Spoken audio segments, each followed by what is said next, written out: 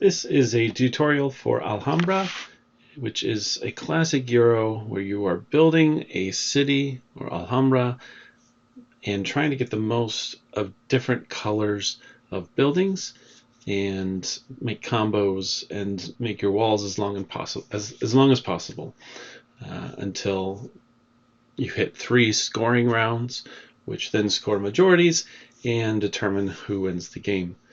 When you load up the game, everybody will give an initial money. The way that this money is done is that you'll start flipping cards until you hit over 20, and then it'll stop.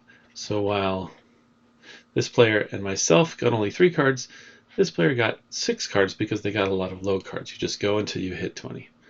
So the first thing is you accept, okay, that you have that money.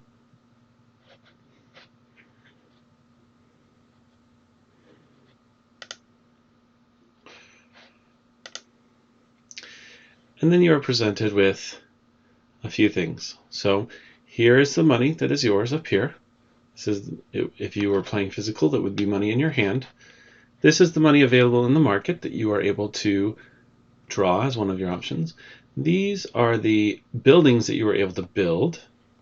And these are the scoring conditions. Now I've noticed, at least in my mobile version of BGA, this scoring pad doesn't show up. It's the same for every game, so you just might want to refer back to it every once in a while if you're kind of trying to calculate points, but it's always the same in terms of which buildings are more valuable than others. It's always purple as the highest, blue the lowest. It shows you how many types of tiles there are. There are 54 total tiles, and there are this number of each color, and the blue and red ones are cheaper. These are, and you can see the purple and green are the most expensive buildings.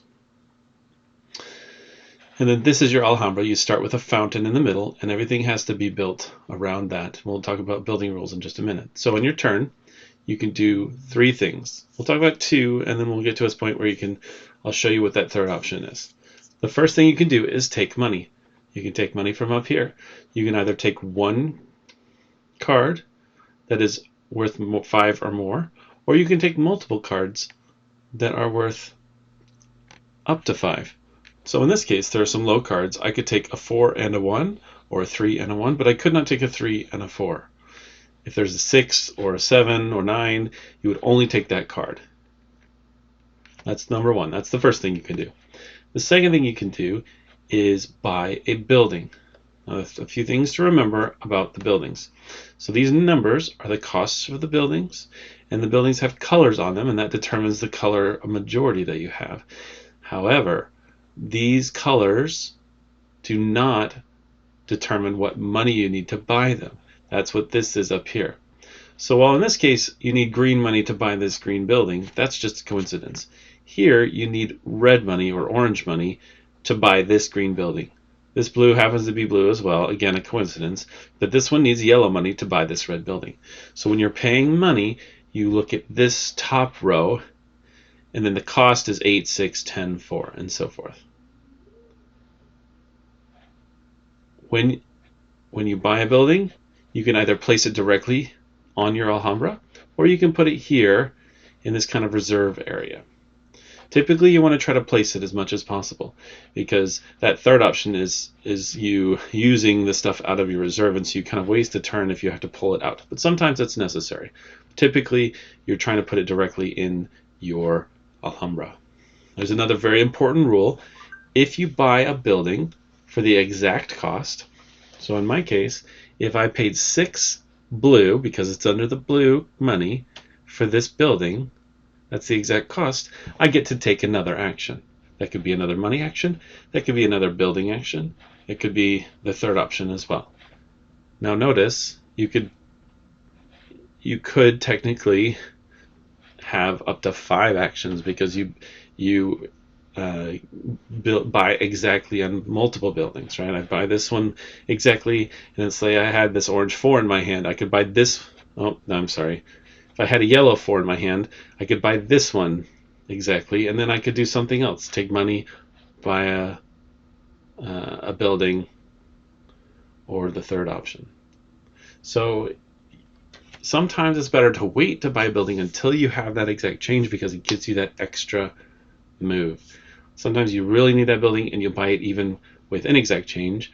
So if I bought this 4 building with this 7, I don't get a 3 card back. I just use the 7 card, buy the 4 building because it's under the yellow, and then that's my turn at the end of the turn.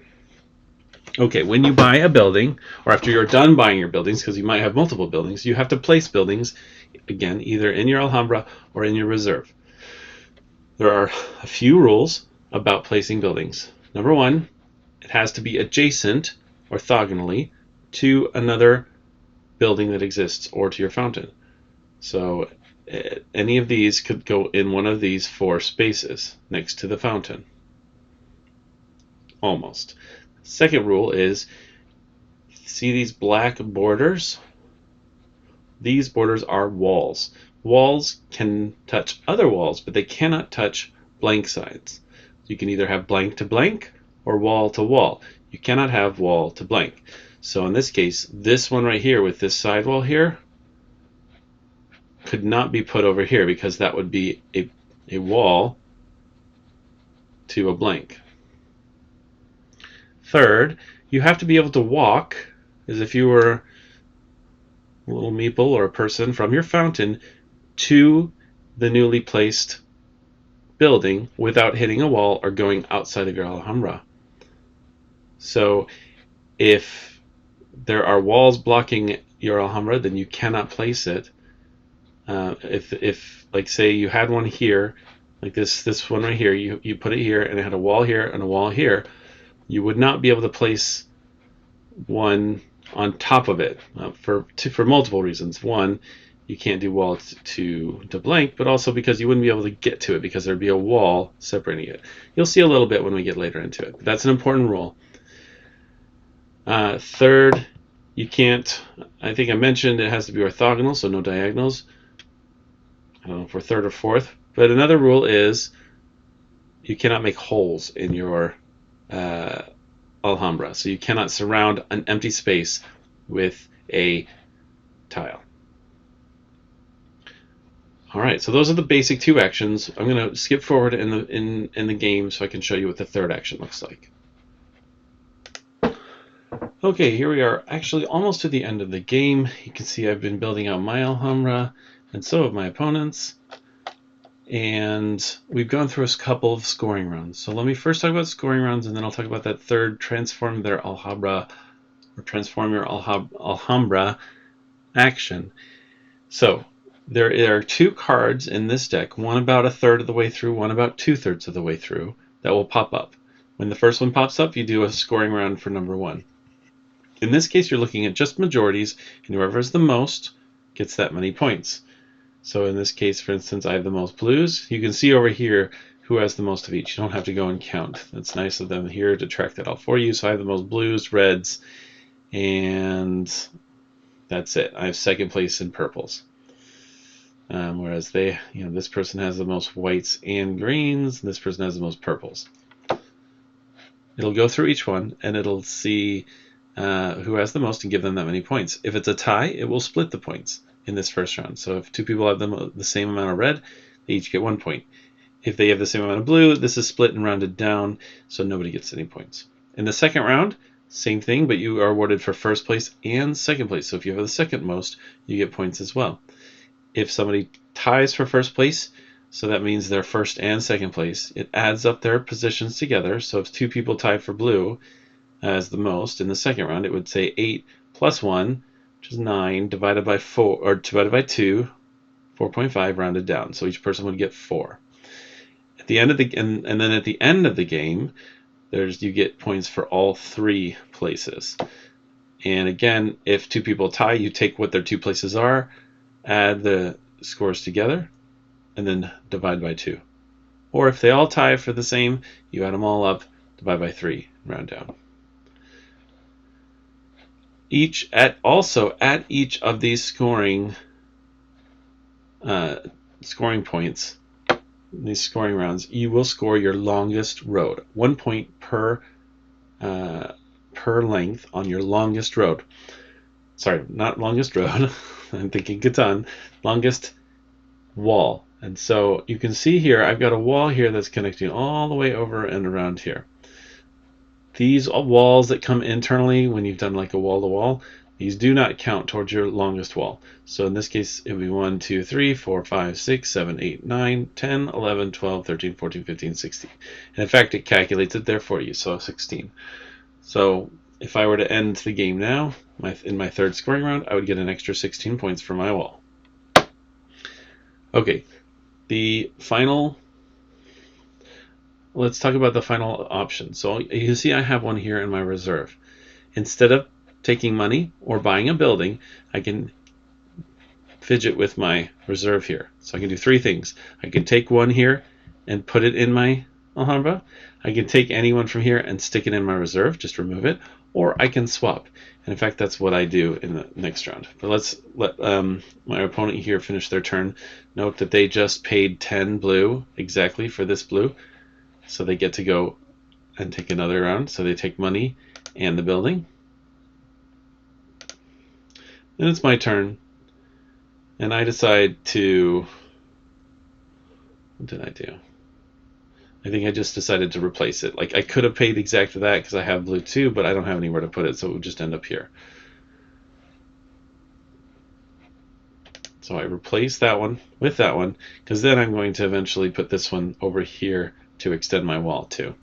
It's not the most efficient move. Anytime you're working in your reserve, you're losing opportunities to get money or buy buildings, and you're trying to be as efficient as possible, but especially towards the end of the game, you want to make sure the buildings in a reserve do not count towards your total when you are looking for majorities. By the way, these numbers do not matter as well. They are just for the initial cost. So here I have 4 red buildings. It doesn't matter what cost they are. I have 3 purple buildings, and so forth. The game ends after you cannot refill the building tiles. There's 4 left here. Once one is bought and you can't refill it, the game ends. The rest of the buildings that are here will go to the players with the most money of that color. So if I had the most green, I would get this building. And then I could place it in my Alhambra, if I can. I don't think I ended up being able to in the round that I was in, but like for instance, this remember placement rules. If I bought this and I couldn't put it here, even though it is wall to wall, it is adjacent. There's no way to get from my fountain all the way to that. I would hit a wall, or I'd have to come out of my Alhambra to get there. So I wouldn't be able to place that anywhere. So these are placed out to whoever has the most of that currency, and then final scores and majorities are calculated, and that ends the game. So this is really an efficiency puzzle. The keys are getting those bonus actions by paying exact change, trying to place without having to use your reserve, so you don't have to use that third action to get them out of your reserve, and then paying attention to majorities, right? I made a mistake here of continuing to buy blue because I could get them for exact, but I had already had a majority and there was no reason for me to continue increasing my majority. And looking at these blues and reds are not nearly as valuable as the purple. So you watch your opponents, what they're doing, try to get your longest wall possible, and whoever has the most points at the end of the game wins. Hope this is helpful.